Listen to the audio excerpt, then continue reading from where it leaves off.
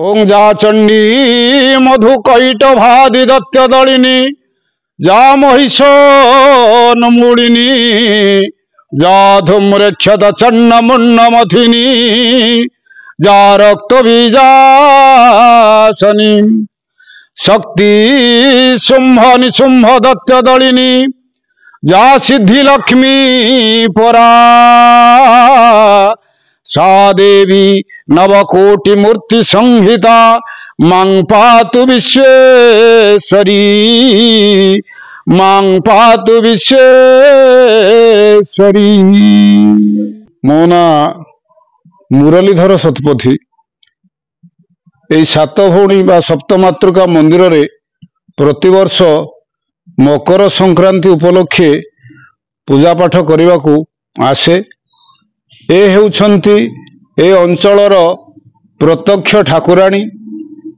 पूर्वरु इतिहास प्रमाण करे आमर भद्रकर पुरुणा बजार देई एई जो रास्ता जाइछि एहा होछि जगन्नाथंकर बड़दाण्ड।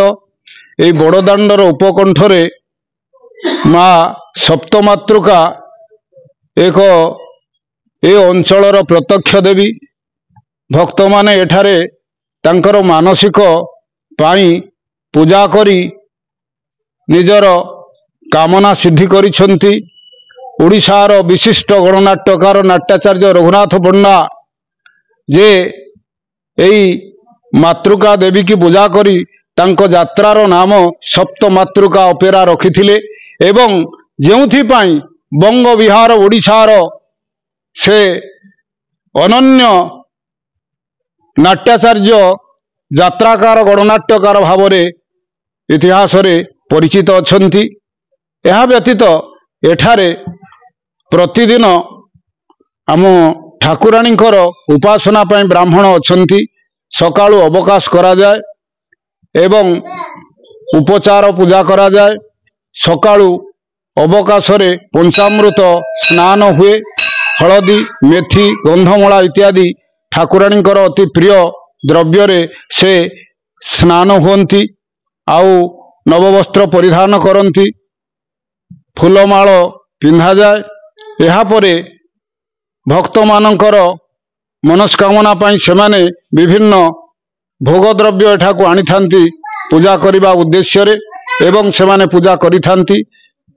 एवं मध्याह्न समय रे ठाकुराणींकर पहड़ रहे एवं संध्या समय रे पुणी धूप आरती करा जाए। एहीपरि प्रतिदिनर उपासना करा जाई थाए। एहा सहित एठारे ठाकुराणींकर यज्ञ चंडी होम इत्यादि पर्वपर्वाणी मानकरे करा जाई थाए। एवं मकर यात्रा उपलक्षे विशेषतः एठारे गणनाट्य बा यात्रा माने आसी निजर नाट्य परिवेषण करिथांती। हजार हजार लोक एई शक्तिपीठ को आसी सेमानकर मनस्कामना पूर्ण करी स्वगृह घर को जाती। प्रभात कुमार जेना आम जो सातभौणी सांस्कृतिक परिषद जो अनुष्ठान मु सभापति। सातभौणी माँ को बाबद रे कथा कहले सरबनी। 1905 मसीह कंसा बासन करुवा निधिकुंड बोली गोटे लोक से गोटे बड़ बरगछ थिला। बरगछ पाखे से विश्राम करुला। से समय रे ता घोड़ा को सर्पाघात है। से मानसिक कला मुझे मो घोड़ा मुझे सुरुखुर रे माँ भल करदे मुझे ये मंदिर करी। से 1905 मसीहा पाखु सातभौणी माँ आविर्भाव। यार कहानी बहुत लंबा। विगत 120 वर्षर आज पदार्पण करिछि सातभौणी ए सांस्कृतिक परिषद। सातभौणी माँ आविर्भाव आमे ए मकर संक्रांति पाखरु पाखापाखि 10 दिन ये पर्व पालन करू। एठी उड़ीसार सर्वबृहत रंगमंच फ्री रंगमंच सर्वबृहत यात्रा पार्टी फ्री रे यात्रा करे।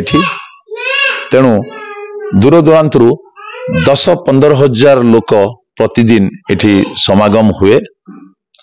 ମାଙ୍କ ବାବଦରେ ପ୍ରତ୍ୟକ୍ଷ ଏ କାହାଣୀ କହିଲେ ସରିବ ନାହିଁ। ମା ହଉଛନ୍ତି ବହୁତ ପ୍ରତ୍ୟକ୍ଷ। ଆପଣ ଗୁଆ ନଡ଼ିଆ ଦେଇକି ଆପଣ ଯାହା ମାନସିକ କରିବେ ଏ ନିଶ୍ଚିତ ମା ସେ ଦୁଃଖ ଶୁଣିବେ।